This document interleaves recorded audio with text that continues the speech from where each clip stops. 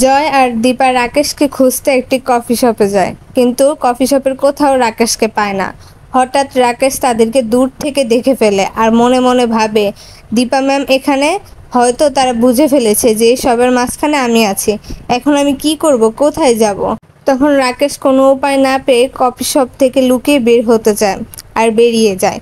অন্যদিকে দীপা আর জয় মিলে কফি শপের ম্যানেজারের কাছে যায়, গিয়ে বলে, এখানে কি রাকেশ নামে কেউ কাজ করে? তখন কফি শপের ম্যানেজার বলে, হ্যাঁ, যে নতুন জয়েন হয়েছে তার কথা বলছেন না, রাকেশ? তখন দীপা আর জয় বলে, হ্যাঁ। এরপর ম্যানেজার বলে, আচ্ছা ঠিক আছে, আপনারা একটু ওয়েট করেন, আমি রাকেশকে খুঁজে আনছি। রাকেশকে পুরো কফি শপ খুঁজে কিন্তু কোথাও পায় না। তখন ম্যানেজার এসে বলে, আমরা তো ওকে কোথাও পাচ্ছি না, ও তো অন ডিউটিতেই ছিল, কিন্তু এখন কোথাও পাচ্ছি না। তখন একটা ওয়েটার এসে বলে, স্যার, আমি তো রাকেশকে একটু আগে বেরিয়ে যেতে দেখেছি। এরপর ম্যানেজার বলে, সে তো অন ডিউটিতে ছিল, তাহলে সে কেন বাইরে গেল? এ কথা শুনে জয় বলে, চলো দিদি, আমরা রাকেশকে খুঁজতে যাই। তখনই অন্যদিকে আরিয়ান, জয়ী আর অলি ওই কফি শপেই ছিল।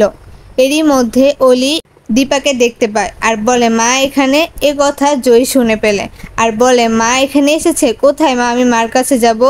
তখনই জয়ী মার কাছে চলে যায়, মানে দীপার কাছে যায়। বন্ধুরা, আপনারা আমার চ্যানেল নতুন হয়ে থাকলে প্লিজ সাবস্ক্রাইব করে দিবেন। দীপা জয়ীকে দেখে বলে, তুমি এখানে? জয়ী বলে, হ্যাঁ, আমরা একটু কাজে এসেছিলাম। তখনই দীপা দেখতে পারে যে সেখানে অলিও আছে, তাই দীপা আর কিছু বলে না, বলে, আমরাও এখানে একটা কাজে এসেছিলাম।